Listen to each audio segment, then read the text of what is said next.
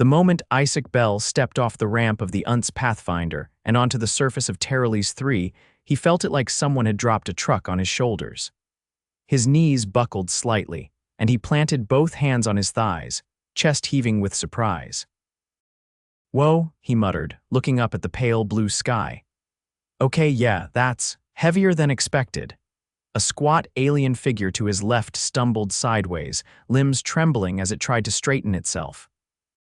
The creature was about as tall as Isaac's waist, covered in a leathery film that glistened under the sun, with wide, glassy eyes that blinked in slow, painful intervals. Its name was Vetrax, a Xellari diplomat from the 5th Quadrant. It collapsed in a jittery sprawl on the dust-packed ground. "Assistance! Urgently required," Vetrax wheezed, its translator clipped to its shoulder, stuttering slightly as it recalibrated to the low-pitched strain of its voice. Isaac crouched beside it, his own breath still labored. "You okay? You're not gonna go full jellyfish on me, are you?" "No." "Jelly, we are not aquatic," Vetrax groaned. Isaac blinked. "Wasn't literal." He stood up and scanned the landing site. Several Xellari crew members were draped across the landing pads, twitching helplessly in the planet's gravity. The site was a mess of dropped equipment, overturned crates, and distant groans. "Guess none of you did your homework," Isaac muttered, stretching his legs slowly. His thighs ached. The gravity here had to be at least 1.8 Earth standard. The UNT's Pathfinder had been sent to Teralis 3 for a joint research initiative, a diplomatic first between Earth and the Xellari. The planet's unusually strong gravity was noted in the mission briefings, but it turned out the term challenging but manageable for most species had been written by someone with an overly optimistic view of biology. Isaac winced as he straightened, the pressure pushing against his spine like a vice. He'd trained for high-G environments before, but only in short bursts. Here, there was no artificial counterbalance or gravity-dampening field. Teralis 3 was raw. He looked down at Vetrax, who was now trying to lift his head with no success. "All right, buddy, let's get you upright." Isaac slid his arms under Vetrax's frame and lifted. His biceps screamed, but he managed to prop the Xellari up against a crate. Vetrax's limbs flopped like wet noodles. "How?" "Are you functioning?" Vetrax asked. Isaac shook out his arms. "Barely, but I've got something you probably don't." Vetrax blinked slowly. "Cardio," Isaac said, and gave a tired grin. He opened his pack and pulled out a small, worn resistance band. It wasn't much, but it was all he could bring that past Xellari customs. He looped it around a steel rod jutting from a nearby console, then began a slow set of rows, keeping his knees bent and back straight. "You are exercising?" Vetrax asked incredulously. "Gotta keep the blood moving," Isaac puffed. "If I don't, I'll seize up like a rusted hinge." More Xellari were dragged into the shade of the landing hull, many of them barely conscious. Dr. Yella, the Xellari physician, was frantically scanning bodies and administering injections from a trembling hand. Even her medical drones were struggling to move with any agility. Isaac slung his resistance band over his shoulder and jogged well, more like trudged toward the Pathfinder's main ramp. He tapped into the communication panel. "This is Isaac Bell. Requesting emergency protocol. Shipwide gravity assist for Xellari crew. They're not going to make it more than an hour like this." The ship's AI responded in a flat tone. "Negative. Planetary regulations prohibit the projection of artificial gravitational dampening fields beyond the hull. Solution must be local." Isaac cursed under his breath and turned back toward the group. "Vetrax, what's your people's baseline gravity on homeworld?" 0.6 Earth standard, Vetrax croaked. "Well, no wonder you're all turning into puddles." He moved from one crew member to the next, checking vitals, helping them sit upright. Most couldn't even hold their own heads up. The gravity was crushing them slowly, and there was no way to get them back on the ship unless they could walk. Back at the Pathfinder, Isaac gathered what he could: elastic bands, hydration packs, energy bars, and a collapsible mat. He set up a small space near the base of the ramp. Every 30 minutes, he stopped and did 5 minutes of light exercises: squats, lunges, shoulder rolls. The effort left him drenched in sweat, but it kept his muscles from locking up. The pain was real but manageable. He returned to Vetrax, who was now using a piece of pipe to prop up an arm. "You need to move even if it hurts," Isaac said. "You stay still, your body's gonna give up." "We are not built for this, neither am I, but I'm adapting." Isaac helped Vetrax into a seated position and demonstrated a basic arm movement. "Try copying this, just swing your arm back and forth, slowly." Vetrax gave him a look that might have been suspicion or despair, it was hard to tell, and then attempted the motion. His entire body shuddered, but the arm moved. Isaac moved on to the next alien, then the next. It wasn't much, but he kept repeating the message: small movements, low effort, frequent breaks. By the end of the first day, 2 of the Xellari could sit up without support. The others were conscious but weak. Isaac collapsed on his mat, muscles screaming. He'd burned through every calorie he consumed. The next morning, he woke to the sound of something scraping against metal. Vetrax was dragging himself toward the exercise mat. "Assistance requested," he said. Isaac sat up, blinking. "You want to work out, I wish, not to perish." Isaac let out a short laugh and helped him onto the mat. They started with simple stretches. Vetrax's limbs trembled with every motion, but he pushed through. Each day, more Xellari joined. Isaac led sessions, modifying movements to fit their bodies. He kept the routines simple: mobility first, then strength. He used his own exhaustion to gauge their limits. He lost weight. His joints ached constantly, but his movements became smoother. The gravity was still crushing, but slowly he was adjusting. On day 7, Vetrax took his first unaided step. Cheers erupted from 2 nearby crew who managed to lift their heads just enough to witness it. Vetrax turned to Isaac. "Your methods remain crude, yet effective." Isaac shrugged. "Welcome to Earth Fitness." The breakthrough spread like wildfire through the Xellari crew. Dr. Yella began integrating movement protocols into her treatments. Isaac helped her design routines based on his own exercises. A week later, the Xellari began standing, not for long, not without support, but it was progress. Then came the storm. A sudden atmospheric shift brought winds that battered their compound. The Pathfinder's stabilizers held, but the external shelters were ripped apart. Isaac sprinted through the chaos, dragging collapsed Xellari into the main hull. His knee buckled under the strain near the end of the rescue effort. He went down hard, pain flaring bright behind his eyes. He gritted his teeth and rolled over, trying to stand. Vetrax limped toward him, using a metal rod as a cane. "Remain still, I will assist." Isaac frowned. "You're walking." "Approximately, you are bleeding." Isaac's knee was swelling fast. He waved off the thick fog in his vision and tried to sit up. Dr. Yella scanned him inside the medbay. Her translator buzzed. "Severe soft tissue trauma. Possible ligament tear, no fracture. You require immobilization." Isaac sighed and leaned back. "No running for me then." "You must rest, at least 10 days, he nodded, biting down the frustration. From the medbay window, he saw Vetrax helping another crew member lift a water jug. The Xellari were moving, slowly, clumsily, but moving. He smiled and closed his eyes. The gravity wasn't going anywhere, but neither was he. 3 days after the storm, Isaac was back on his feet, limping with a brace rigged from scavenged alloy strips, foam padding, and a pair of tension cords he'd cut from a cargo net. It wasn't pretty, but it let him walk, and walking meant supervising. Even with the pain, he preferred that over lying in the medbay listening to the soft hum of diagnostics and the occasional Xellari groan. He stood outside the Pathfinder's auxiliary module, watching Vetrax and 2 other crew members methodically shift storage crates into a new formation. Each crate weighed roughly half a ton in local gravity. The aliens had rigged a pulley system strung across carbon steel struts salvaged from one of the collapsed shelters. The setup looked like something from a salvage yard, but it worked. "Back it up 2 increments, Isaac said, pointing at a misaligned crate. Vetrax adjusted the line, clicking the tension wheel until the crate slid into place with a faint metallic thud. "Secure?" Vetrax asked, leaning heavily on his makeshift cane. "Good enough." "You're getting better at this." "I am not certain if that is praise or concern." Isaac chuckled, then winced as his knee reminded him it hadn't signed off on humor. Yella approached from the side, her gait more stable than before. She carried a new diagnostic unit shaped like a prism with stubby legs, which she set down and activated. It sprouted a tiny antenna and began beeping softly as it scanned the area. "Your compression rig is suboptimal," she said without preamble, eyes fixed on Isaac's leg brace. "Yeah, well, your species doesn't export orthopedics.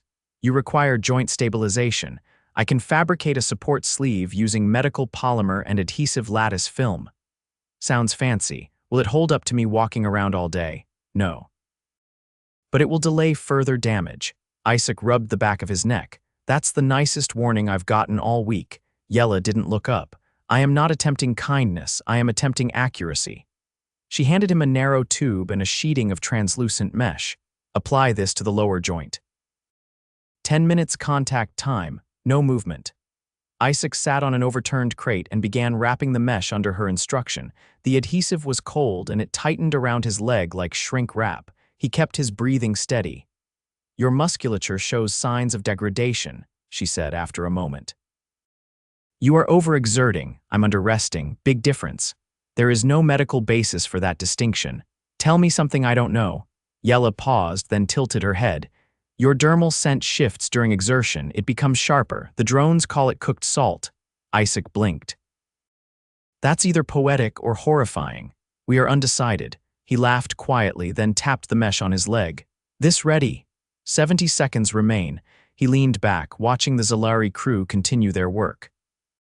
One of them, a younger technician named Lorik, was directing a drone to adjust a support beam.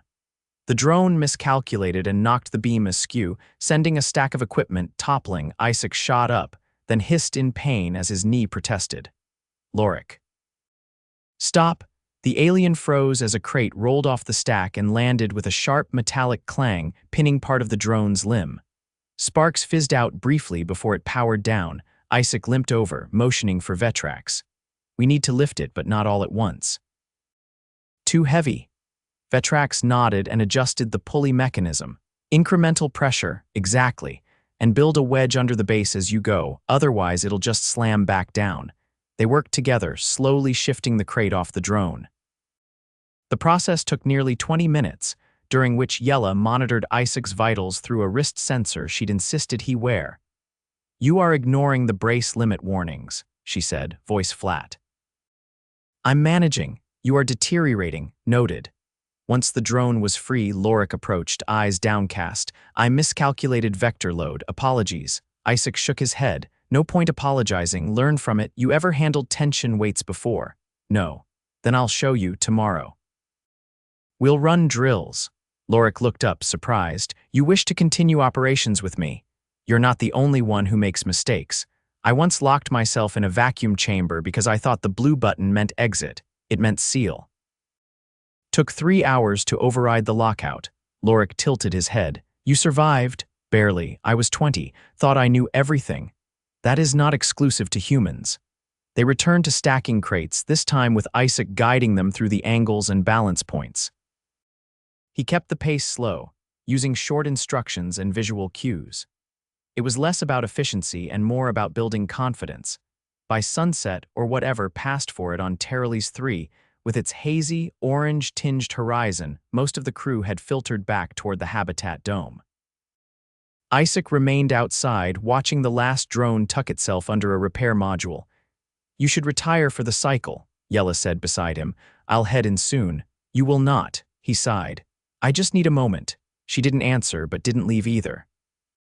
After a while, she asked, "Why do humans persist through physical failure?" He considered that. "We're stubborn," he said finally. "But it's more than that. We're used to discomfort. We grew up in environments that didn't care if we were tired or sick or unprepared." "Adapt or collapse. There are protocols for collapse, sure, but protocols don't always come in time. Sometimes you fix the problem while bleeding." Yella turned her head toward him. "That is not a sustainable model. No, but it's what we've got." She looked back toward the dome. Vetrax requested a daily physical routine. He has named it the gravity resistance. Isaac made a face. "That's awful." He is aware. "I'll think of something better," he said you would. The next morning, the crew assembled outside the dome in uneven rows. Most were upright, some leaning on supports, a few still sitting. Isaac stood at the front, knee awkward in its brace, holding a metal rod like a staff. "All right," he called out. "We're starting with movement drills. No heroics. If you fall, roll sideways and raise your hand. If you feel dizzy, sit. If anything pops, cracks, or goes numb, stop." Vetrax raised a hand. "What if we experience emotional despair?" Isaac pointed at him. "Then you're doing it right." The drills started: slow arm lifts, partial squats, lateral shifts. Isaac demonstrated each one, counting out loud. The crew mirrored him with varying degrees of success, but no one stopped. By midday, the sessions had drawn attention from other Xellari teams stationed further out. A few wandered over, watching silently. Vetrax approached during a water break. "We are being observed." "Good. Let them see it's possible." "Some say it is unnecessary hardship." Isaac nodded. "So was walking." Once, a drone flitted overhead, recording. Later that night, Yella handed Isaac a small data chip. "What's this?" "Your sessions." Vetrax submitted them to the central archive. Isaac turned the chip over. "Why?" "They are being reviewed for cross-species rehabilitation modeling." He blinked. "You're kidding." "I do not jest." He sat down slowly, legs stiff. "If I'd known I was making interstellar rehab history, I would have shaved." Yella looked at him blankly. "Never mind." She handed him another adhesive mesh. "Rest now. You've exceeded safe thresholds." He applied the wrap without protest. As it tightened, he leaned back and closed his eyes. The planet's gravity hadn't changed, but something else had. Isaac's left knee popped as he swung it over the edge of the cot. Not painfully, more like a worn-out hinge, remembering how it used to work. He grimaced and reached for the mesh brace Yella had left hanging on a hook. The material clung to his fingers like damp silk, before hardening around the joint once activated. Outside, the compound was quiet except for the occasional hiss of compressed air from the habitat's ventilation. It was early before the first shift rise, before the gravity drills, before anyone had started tripping over their own limbs today. He preferred this hour. There was a kind of honesty in it. He limped past the supply crates and toward the exercise canopy, still half-shaded under the makeshift awning they'd fashioned from solar sheeting. A few Xellari were already there, sitting in a loose circle, their eyes closed, limbs slack in what looked like controlled collapse. "Morning," Isaac muttered, settling onto an overturned crate, one of them Oru, a glider frame technician with a long spinal ridge, opened a single eye. "You perform stretches." "Not yet," Isaac said, adjusting his leg brace. "If I don't sit for a minute, I'll fall over like a stack of badly loaded crates." Oru blinked slowly. "That happened yesterday." "Yeah, and I'd like to keep it at one time." He unwrapped a protein bar from his vest pocket, took a bite, and chewed while watching the others begin their warm-ups. The Xellari had gradually stopped needing his constant guidance. They'd memorized the motions, adapted them. Some even started modifying the routines to suit their own limb configurations. Vetrax arrived a few minutes later, dragging a sled made from repurposed drone hull panels. It carried a dozen sealed cases plasma batteries, judging by the warning stickers. "Distribution run?" Isaac asked, finishing his last bite. "Yes, for the engineering flank. They've resumed constructing the long-range relay." "You pulling that thing solo?" assisted Drag. "Low friction rails. Still looks like a spinal injury waiting to happen." Vetrax tapped a control pad on the sled and the bottom hissed as it deployed a thin cushion of magnetic lift. "It glides. Mostly." Isaac stood, testing his weight. "Mind if I tag along?" Vetrax hesitated. "You will slow the pace." "I'll take that as a yes." They moved in silence for the first stretch, the sled gliding behind them with a faint hum. The terrain between the main compound and the engineering flank was uneven, pocked with collapsed soil patches and the occasional jutting mineral shard. Isaac kept his eyes on his steps, adjusting his gait every few feet. Vetrax broke the silence. "You appear less impaired. Brace helps. So does not skipping meals. You still tremble when ascending gradients. Try carrying my entire body weight on a leg held together by fabric and hope." Vetrax didn't respond immediately. Then, "We've begun logging comparative data. Your recovery rate exceeds our projections." Isaac exhaled through his nose. "I've had worse." "What could be worse than this?" "Frostbite. Lost the tip of a finger once. Took weeks to reteach that hand how to grip." Vetrax glanced down at his own hands. You regenerated it? No. Just got better at not needing 10 fingers. They reached the edge of the engineering outpost an hour later. Most of the crew there were Xellari, working in low crouches or lying prone to reduce the gravitational strain. They paused as Isaac and Vetrax approached, some nodding in acknowledgement, others too focused on their instruments. A tall frame with iridescent shoulder plates stepped forward. Her name was Kettle, the sector's lead constructor. She eyed Isaac's leg before speaking. You return without medical clearance. I'm not here to lift, Isaac said. Just watching the sled not break. Kettle considered that. It has not failed. Yet. Then either your design's good or gravity's feeling generous. She turned, gesturing for 2 assistants to begin unloading. Vetrax stayed to oversee the placement. Isaac wandered toward a shaded scaffold near the relay. The structure was half-assembled, tall enough to need stability struts, short enough not to require atmospheric compensation. He sat on a flat panel and stretched his leg out, rotating the ankle slowly. Kettle approached after a few minutes, carrying a narrow data tablet. She held it out without much ceremony. You should see this. Isaac took it and flipped through the display, graphs, movement logs, joint stress patterns. This is my knee and your gait. We've been modeling its decline and compensation patterns. He frowned. Is that a good thing? It is a question. Your adaptations are irregular. That's called improvising. It lacks efficiency. He handed it back. Yeah, well, I'm not a machine. She paused. We assumed you would decline faster. That's flattering. Now we are adjusting the projection window. You are stabilizing. Isaac leaned back on his elbows. So what happens when I do? You pack up and leave. This was not a test. Sure felt like one. Kettle didn't answer. Instead, she gestured toward the relay. We estimate completion within 72 hours. After that, we resume orbital duties. He nodded slowly, watching as the assistant secured the final crate. Guess that means no more gravity drills. Unless you wish to continue. Isaac laughed. You want to keep doing lunges in 1.8 G. You are not the only one who adapts. He tapped his brace. Well, if you ever need a coach who limps and tells bad jokes, I'm available. Kettle tilted her head. Your humor remains difficult to parse. That's half the fun. By midday, they'd return to the compound. Isaac peeled off the brace and eased onto his cot, letting his leg rest in a sling Yella had installed. She entered a few minutes later, running a scan over his knee with a small handheld device. No additional tearing, she said. You did not exceed the safe limit. Close, though, always. Everything squared away at the outpost. She gave a slight nod. Progress is satisfactory. The relay will be operational soon, Isaac exhaled. Then you'll leave. She didn't reply. Don't worry, he said after a pause. I'll manage. Earth's got plenty of gravity to go around. She placed the scanner back on the shelf. You altered outcome trajectories. That is not common. I didn't do anything special. You endured a scenario most species would not survive. I didn't survive alone. Yella stood there for a moment, then turned to the door. The final mesh application will arrive by evening. Apply it before sleep. I will. She paused, then added, we will archive your routines. Others may benefit. He smiled faintly. Just give them a better name than gravity resistance. That has already been corrected. She left without further explanation.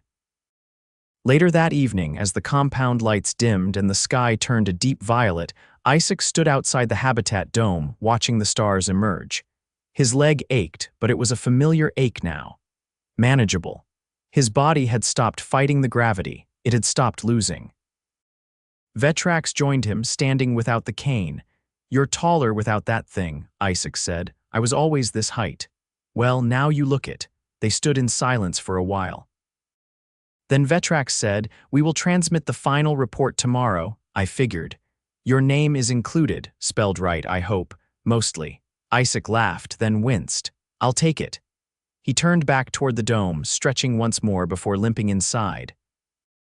Behind him, the stars hung motionless, distant, silent, and utterly unaffected by the weight of the world below.